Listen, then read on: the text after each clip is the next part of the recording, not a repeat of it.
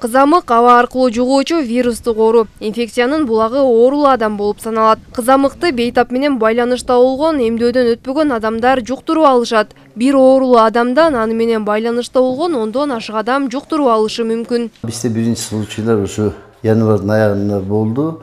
Алариядан келген больной ушакка келип ооруп калды. Алар прививка алышпаптыр. Прививка албагандар келип ооруп. Баардыгы ооруп 49 киши дарыланып чыкты бизде.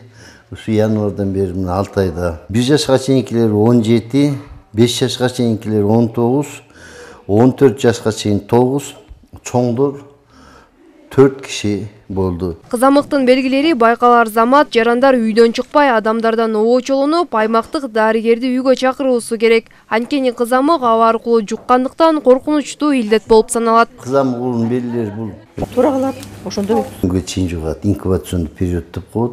Биринчи эле башталганда бул температура менен башталат, обязательно. Температура болот.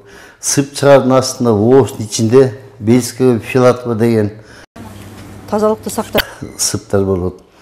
Анан кийин көзү чылпактайт. Анан биринчи эле чыкканда кулактын артына бетке чыгат да. Керек экологияны сактап. Үчүнүн буттарга чыгат. Возможно, бардыгын прививка алыш керек. Прививка это 95-98% защиталат. Кызамык оорусун жуктургандардын басымдуусу Мундарга Талас облусунун башкы эпидемиолог дарыгери жарандарды өз учурунда жугуштуу ооруга каршы эмдөө алууга чакырат.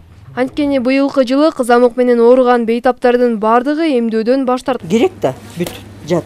Биринчи эле сып чыкпайт да, ооруйдей эле температура болот. Көбүнчө ушу баш тарткандардан же болбосо жана вакцина албай калган оорулар ушул жерден деле көрүп кетсек болот.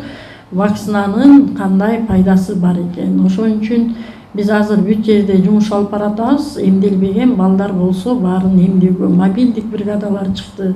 Ар бир 63 формага ревизия кылып туруп эмдөөлөрдү алып баратабыз. Кызамыкка каршы наристелер 1 жашында жана 6 жашында эмдөөдөн өтүшү керек. Эмдөө алган жарандар кызамык оорусун жуктуруп алса дагы аны жеңил көтөрөт дешет дарыгерлер. Бактыгүл Дүйшенова, Чоңгуз Бокошов, Талас шаары.